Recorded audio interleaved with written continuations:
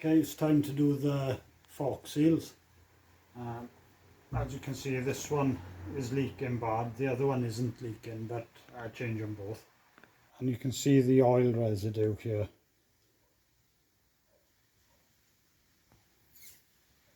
So if I pump it up and down, you can see the oil leaking.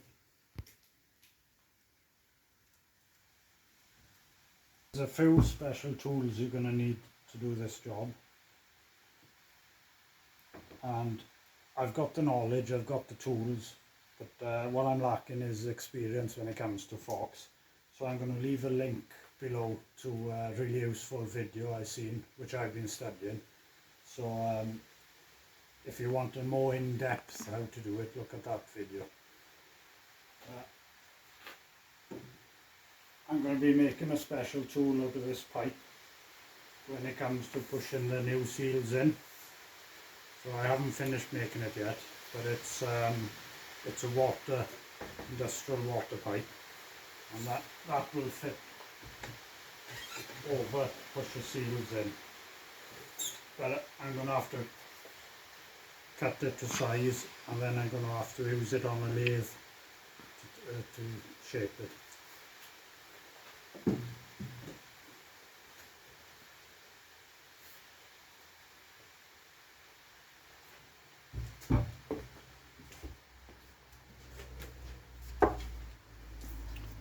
Okay, the special tool is you pull a spring out, pull the top off, and you pull a piston rod out, and you use a special tool to hold this to stop it spinning internally. But because I haven't got that tool, I'm going to spin it off with the air gun. But I'm going to pre-tension it by pushing it against the wall, so the weight of the spring will hopefully hold it, and the speed of the gun will loosen it. So I'm using an impact Allen key.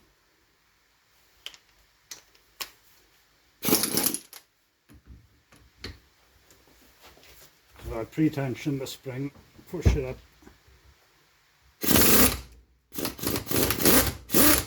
There we are.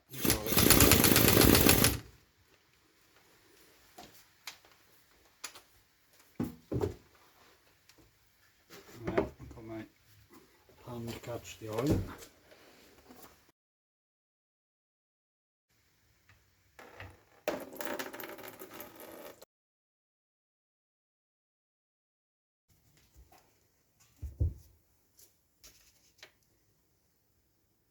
That's your valve gear on the bottom. I'll talk more about that later. For now I'm going to put it back in.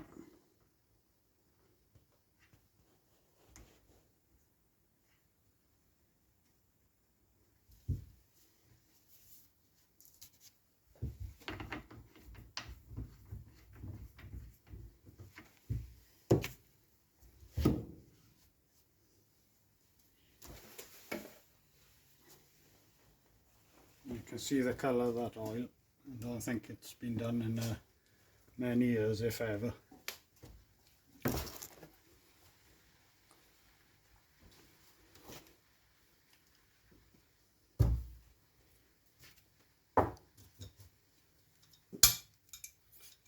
And I slackened the top one off while it was still in the yokes on the bike. Otherwise you won't be able to hold this to undo it.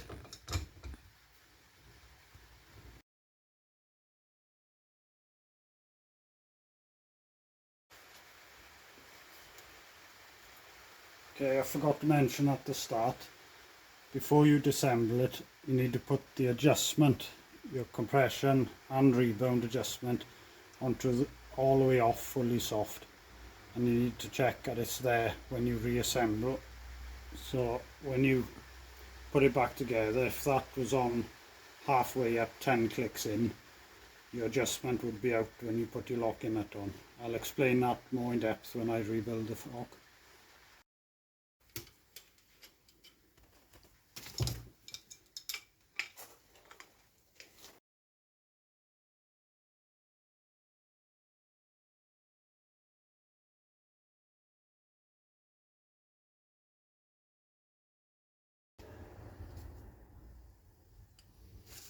Okay, now we're going to get this spring clip out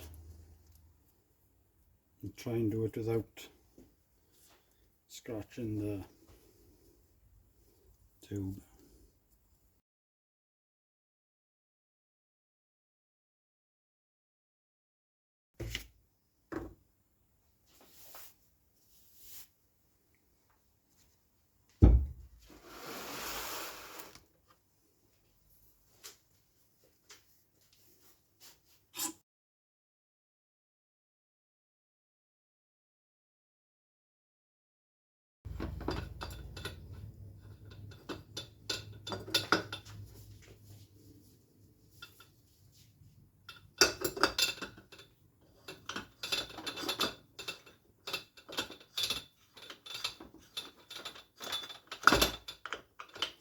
I forgot to pull this out before I release the bushing, so now it's turning inside.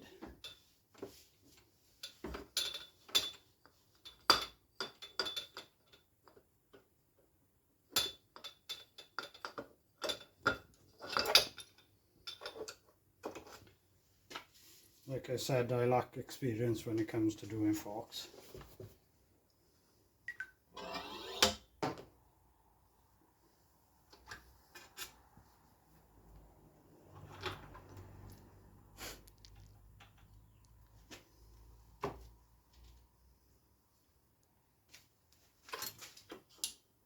Okay, it should come out now.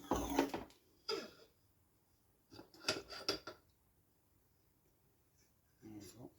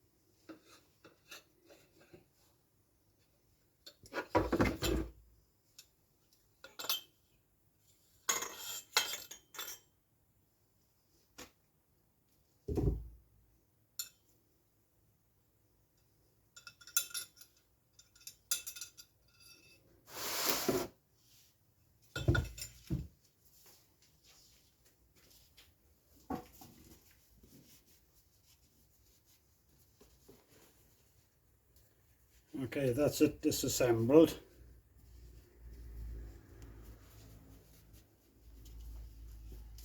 The adjustment rod, I think, is still inside here.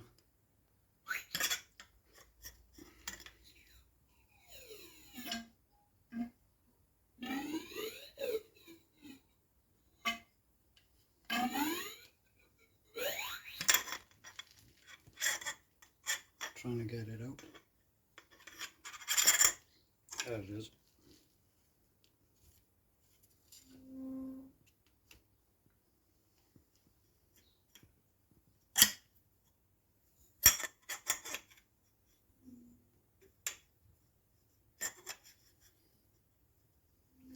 And the rebound spring sits here, but it's stuck up the top there, so I'll have to get him out.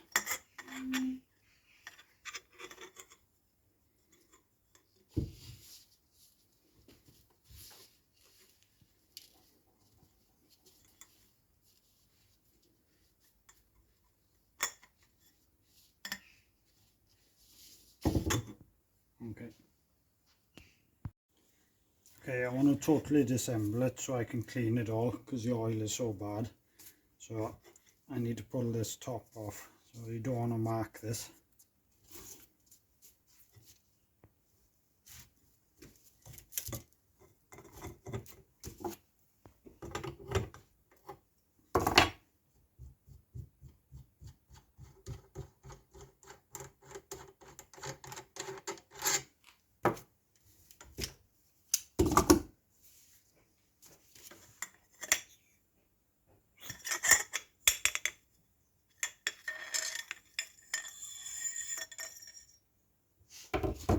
Right, there's a spring in here, and they get stuck up the top there.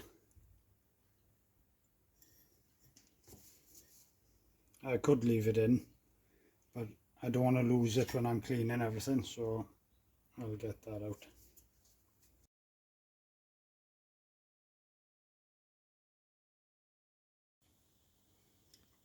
Okay, you don't want to mark things, but you just put the screwdriver on the edge of the spring and tap it down. Oh, I felt it go. It should be here. There it is. I could leave it in there, but I don't want it falling out somewhere and I lose it. So that sits on this here. There we go.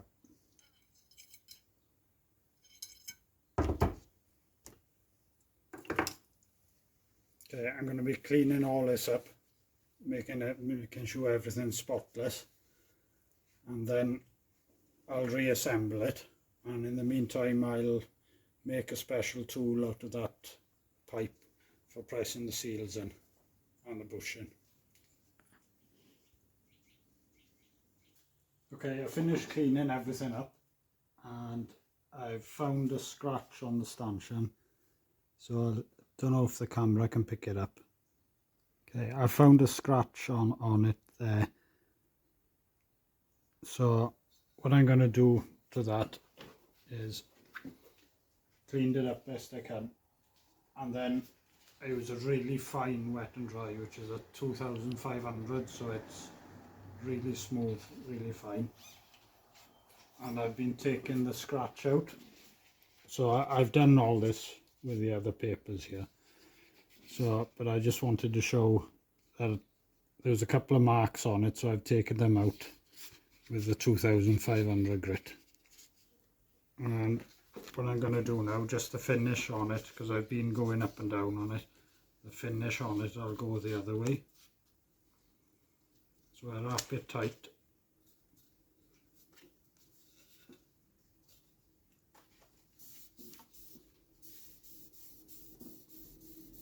I'm going to take those scratches out, really fine scratches. But this is the leg which was leaking the most oil.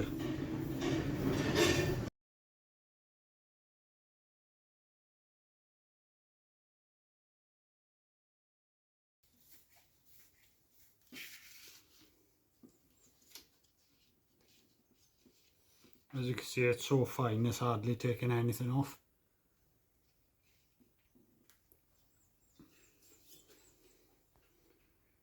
That scratch now, if I can find it.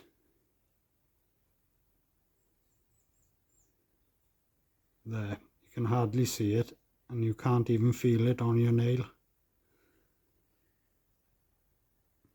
So I don't want to take any more off.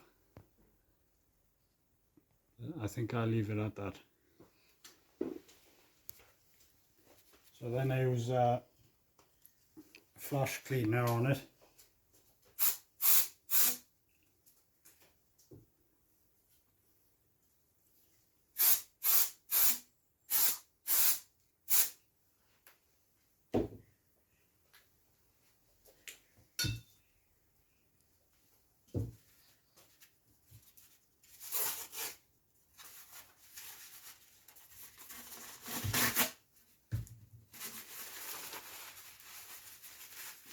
And a clean cloth to clean all the filings off.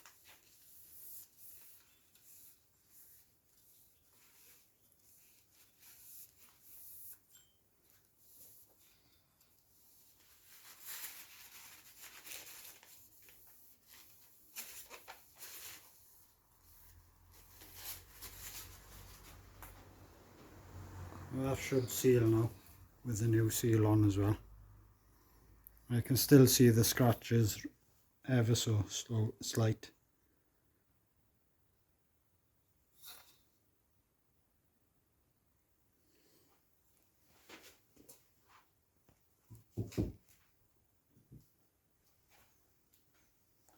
Okay, next I'm going to be making the tool for pushing the bushes and the ceiling.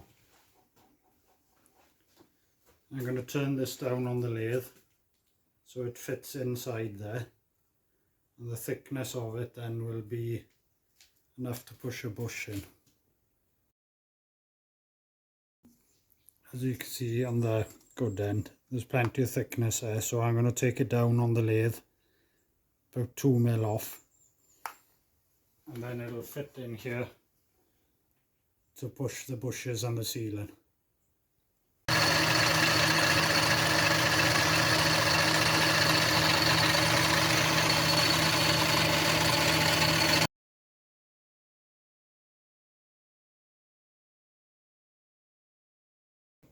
Okay, after I stripped the forks down, before I rebuild it, while I was cleaning I noticed a few deep scratches, and I thought rather than just put it all back together and do half a job, I'd spray these up and get it looking really good. I think it's the small details that'll give a nice finish to the bike.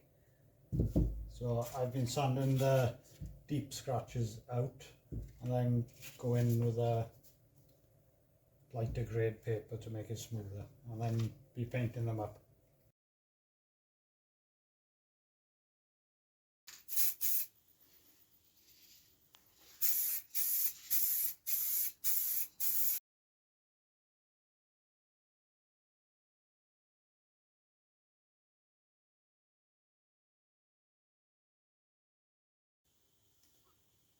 Okay, I've done this over a couple of days because I was waiting for the paint to harden, but I think it was worth doing because they look a lot better now. This was full of scratches down here before, and they were quite deep. So as you can see, there's still a few marks, but they were so deep I couldn't sand it back any further.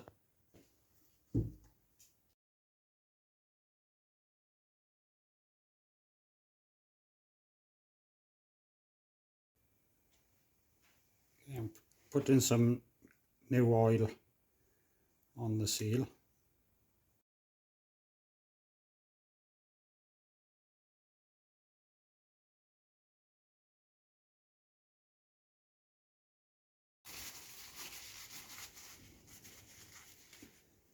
So seal and dust ring from the top, stopper ring and the bushing from the bottom. So this bush here, this one here, slides up and down the smooth part inside here, and this bush here slides up and down this smooth part, but this bush here sits in this groove here from there up to here. So you just want to make sure that it's flush to the top of this surface. The special tool will push it into here. Then your oil seal is going to go from the stopper plate first, that one is going to sit on top of the bush, and then your oil seal from there up to here, and then your dust seal from there up to here. And you know it's all in place, right, if you've got this groove all the way around where your snap ring goes. And this is a special tool me and Dad made. So it's an utility water pipe which we turn down on the lathe to fit. So I give you the measurements. You need it longer than the fork when it's fully compressed. So I'm at 13 inches there, and it is, there we go, it is 62mm wide, and then we turn it down to 58.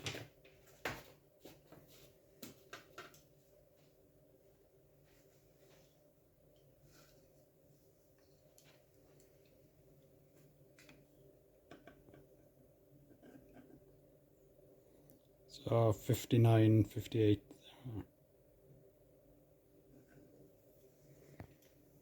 I've wrapped the bottom of the fork in a tea towel because I've only just painted it and I don't want to scratch it while I'm working on it.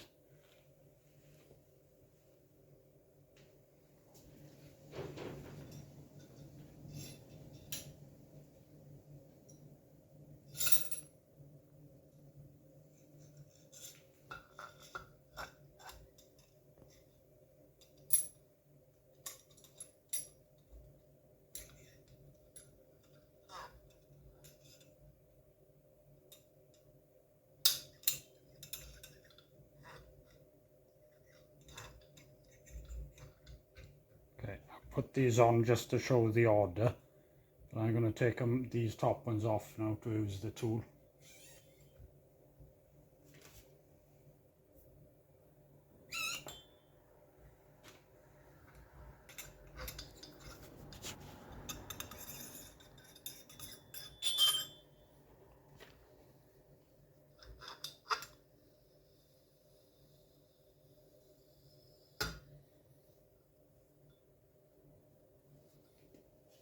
And you can see the slide bushing is here, or the guide bushing, I forget which one now. So I'm going to be putting that into its place.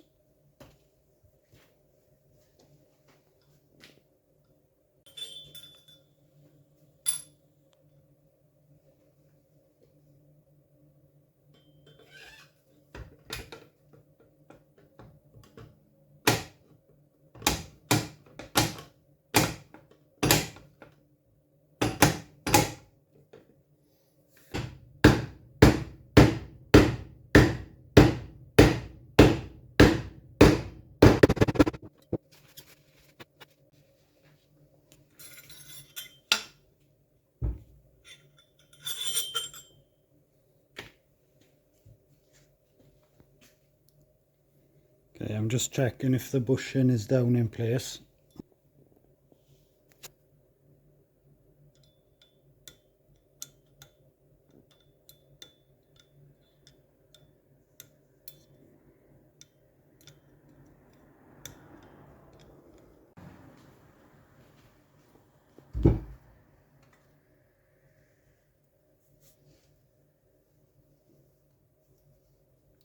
I'm also going to put oil on the outside to help it slide in.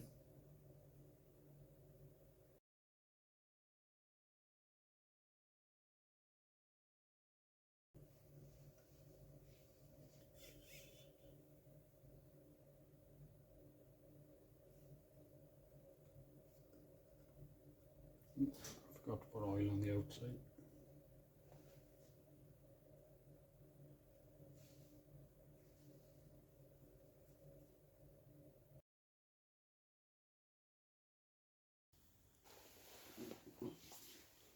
I'm going to check now if you can see the groove for the clip and it's even right the way around.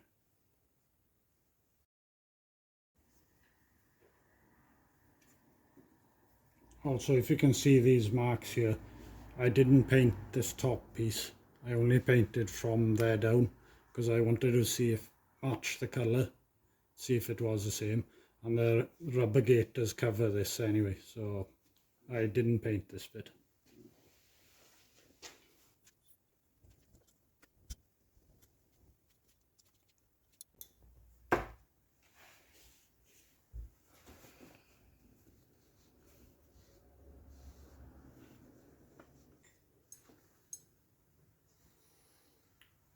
Okay, we're on to the reassembly now of the bottom piece. The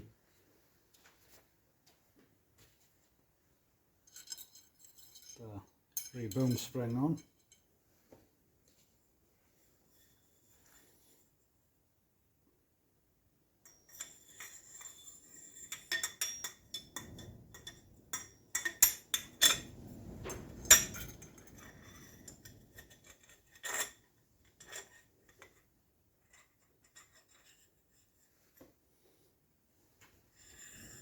Collar on.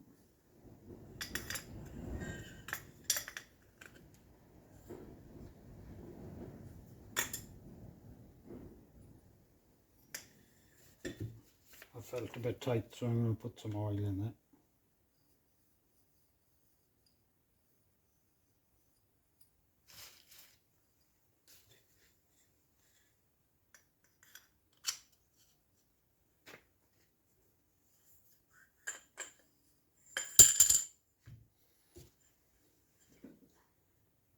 Put the locking nut on.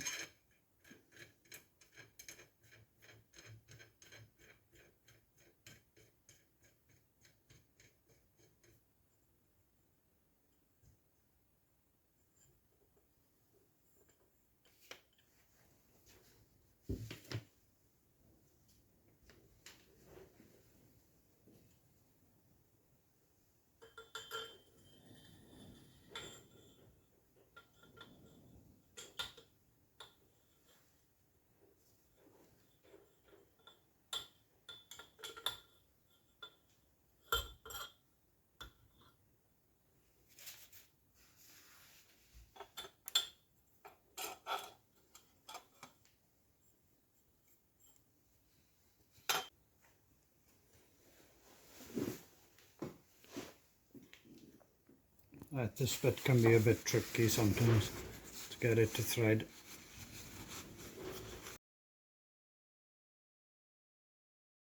Collars and the threads, and you want to get that to over the lip so it comes down to the bottom. And it came down. So as you can see, the threads now meet the start there where they should do.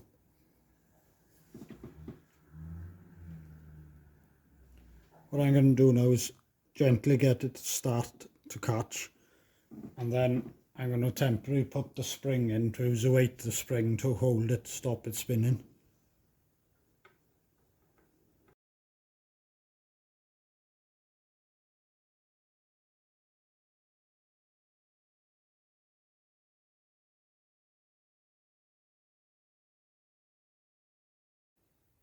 Okay, it's 54 Newton meters.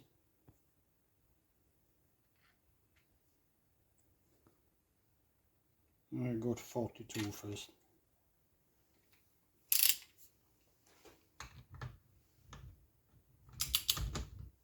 Right, I'm going to push against the spring now. That should hold it.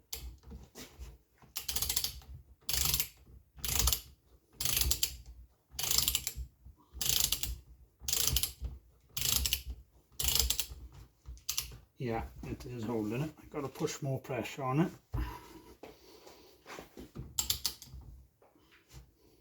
This is where you could do with a third pair of hands. Pushing against the spring against the wall worked to tighten it up just till it got to the just past hand tight. But then I couldn't stop it from twisting, so I don't like putting things in a vice, but I padded it up with timber and this cloth, and then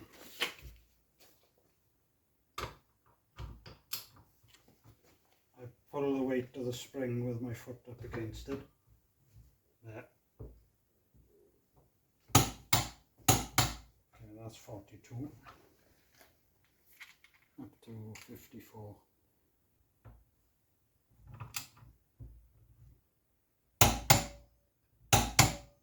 So that's how I was doing it. I was using the weight of the spring against it, and then pulling the more strain on the spring with my foot, and then tightening it up, and it was enough to hold the thread inside.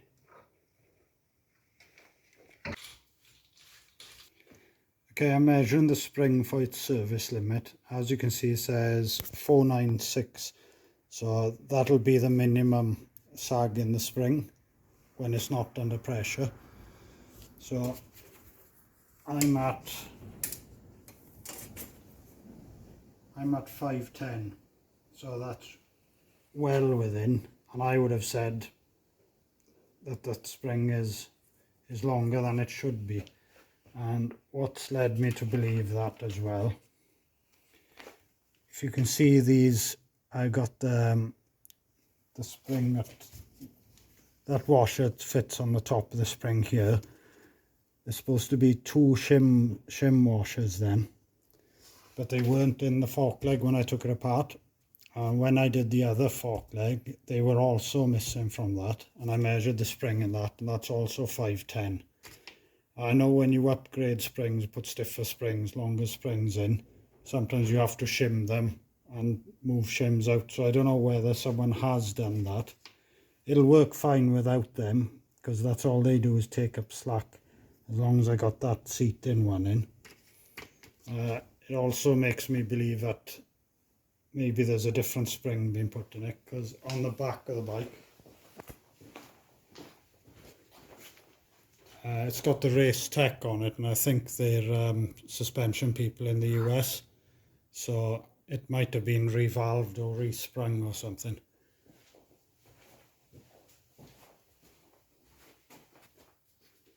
But I'm going to go with it. There's enough pressure on the spring while I'm pulling it down without these shims, so I'm going to go with it. Maybe some of the American audience can tell me if Race Tech is a suspension firm out there which does revalving, respringing. Okay, when we're putting it back together, earlier on I said I'd explain why it's important that the top rebound adjustment or compression adjustment has got to be on full soft. So I'll try and explain it. I know how it works, but trying to explain it I might not be able to, but I'll try now. Right, when it's on full soft, it's all the way out, and as you can see up there, you can see in there that it's all the way off. So if it was halfway or all the way on, that point down there would be up here somewhere, maybe halfway along these threads. So I'll try and explain this now. Of course, I'll have my adjustment rods inside later on, but I'll just put this on to try and explain. So when you've built the fork and you put this on, you screw it down. You screw it down till it stops. There. So it stopped. This is all the way down as well, so you can see that gap there. Now you don't tighten that, you tighten this till it meets it. There, and then that goes to 15 Newton meters. So then we're done. So your adjustment, if that was set with you on full hard, it would only screw down to about by there. And then you build your fork, you put this up and put everything on, but you're out of adjustment before you start then, because when you go to slacken that off, it wouldn't be reaching these rods inside, so you'd have play there. That's the best way I can explain it. You can think it through yourself, and hopefully this makes sense to what I'm saying. So if it doesn't make sense to you, you're just going to have to trust me or read the book. So you get it all the way off, fully slack. You take it down till it stops. You don't tighten this then, or you'll just crack the alloy. And then you take this up to meet it, and that'll be it. So that's why it's important that is slackened all the way off before you put it back together. Okay, let's get on with the build.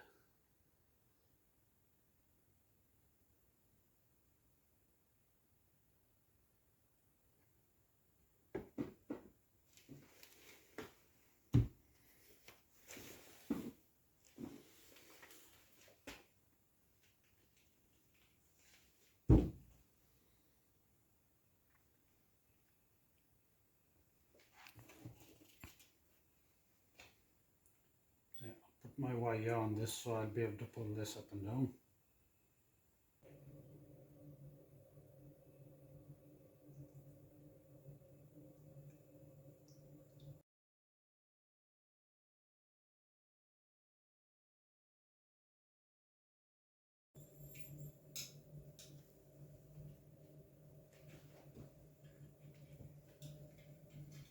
Okay, that's the oil.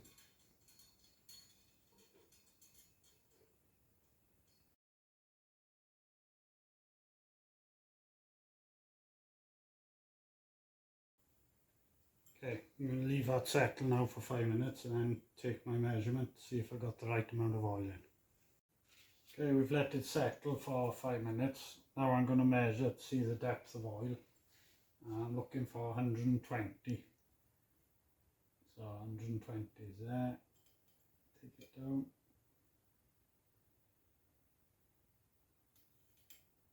Okay, still dry. So I'll go down to 140. Still dry. So I know I need to add more oil. Yeah, I got a bit just starting to show on the bottom of the ruler. So I'm going to go with that. It's 120 ml of oil. Okay, this is the awkward bit now.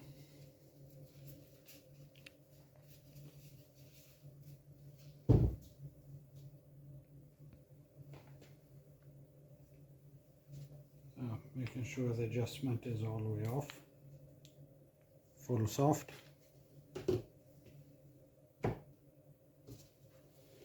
Spring the right way around the seated washer on the bottom. Feed it through your wire. There we are, it's all the way up. Making sure that that is screwed all the way in. Right.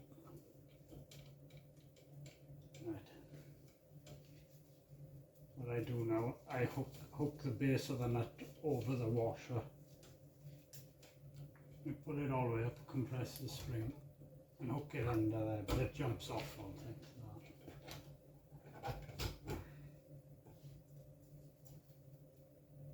that. And get your cap adjustments on full soft. Right. Nearly did a fatal error. Forgot to put my adjustment rods in. Don't want to forget that.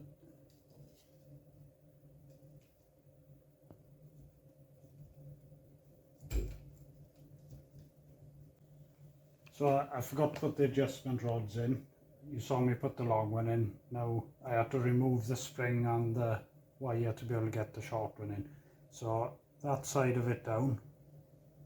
I can't explain why it's that shape, I'm not sure. So that went in as well. So that's down. So I got to take the measurement again because I forgot to put those rods in. So I think now there'll be a bit too much in here. Yeah, tiny bit too much.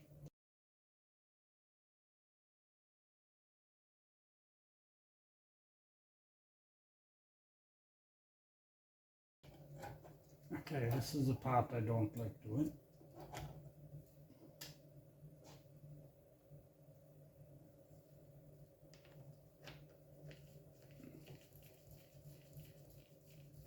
Okay, screw this down till it seats.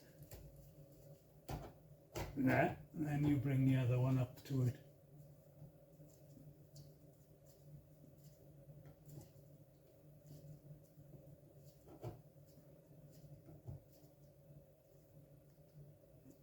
There, okay. Now you get the spring out, the wire out. There, we got the wire out. Adjustment was full off. This was down, tightened, wound that down till it stopped. Brought the collar nut up to meet it. Now we're going to torque this off. So it's a 70mm, but it doesn't fit easy because of the angle of the spring. So you pull the spring down, straighten it, get your 17mm on. You hold it there, get another set of hands. 30mm on top. Right, I gotta set my torque to 15.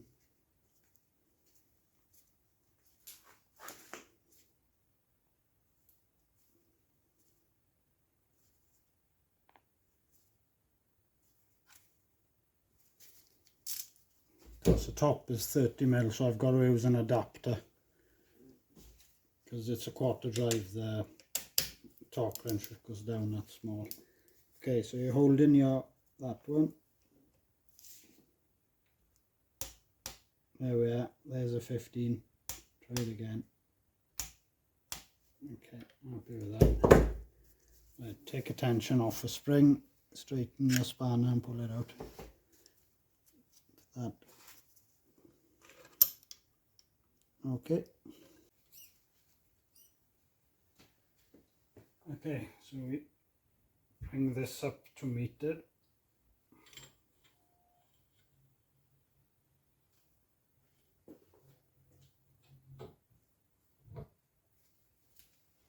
Okay, I hold the top and turn this.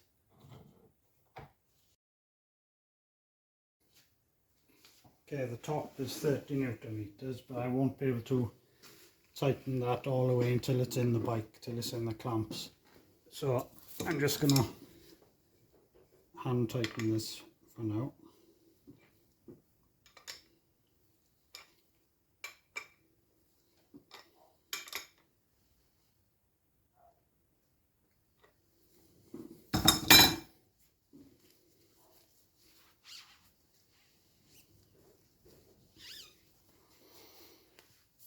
Okay, you're bound to get a bit of oil residue when you first do them, because the oil you put on the inside of the seal when you were building it. So what I'm going to do now is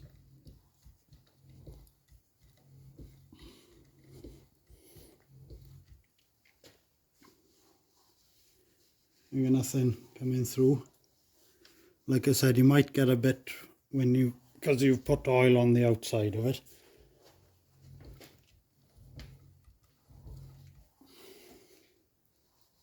That looks pretty good to me. So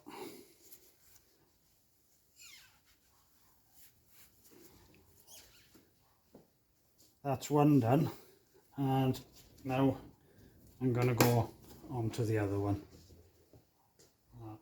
Put this there, go on to the other one. That one's done, and second one is always easier to do because you know how to do it. And so the next one, I said it was easier, the second one. I think it was well worth painting them. As you can see, they're looking really good there, I think. So I painted from here down, so I didn't paint these bits. So those are still marked up, but the gaiters are just going to mark them up straight away. So I've only painted from here down on both of them. And there's still a few marks which they were quite deep, so I didn't want to sand back too much. As you can see, the gaiters are full of dirt and grime. Don't think these have ever been cleaned properly. So I can't do all this work to the bike and not have these looking good. So it's a bit of a tedious process that you got to do in between every part. What are you doing? Nothing.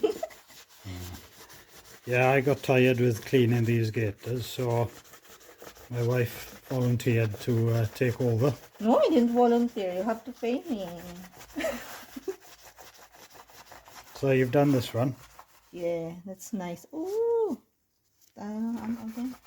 Oh, it looks good. Yeah, so we just use soap and water, and then some polish. Ipon polish. Is it Ipon? Yeah. iPhone. Ipon. And then you do that. So it's 9:30 p.m. Saturday night. Look at that. 9:38. And you're working on the XR. Yes. See, that's how supportive I am. And I can build an XR now because, you know. You're going to do the next one? Yes. So we can buy another one? Yeah, I'll buy you an XR650R. A broken one. And I'll repair it because I know how to do it now. Okay. I always video you, so I know how to do it. I can do the forks now. So easy.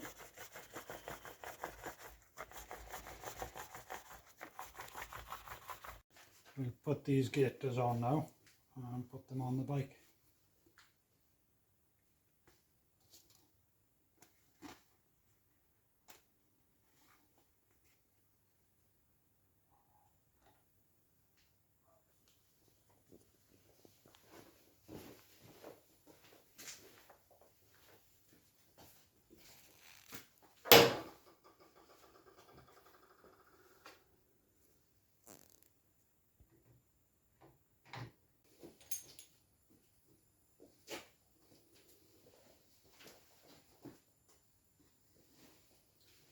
Okay, I'm going to measure these and set the distances so that they're the same. I'm going to set them at 5. So that one's on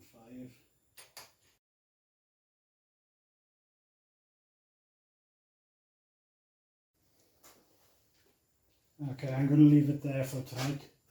Obviously I'm going to torque these up, and then I'm going to torque them and the caps And remember, the steering may not need torquing up.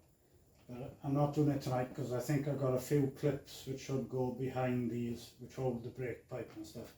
But I'm going to have a quick look in the book and do that tomorrow. So that's it, that's the forks done. That's the part I wasn't looking forward to. Because I painted these, it slowed the process down. I had to wait 2 or 3 days for the paint to harden. But it was well worth doing, I think. And they look good. That's it.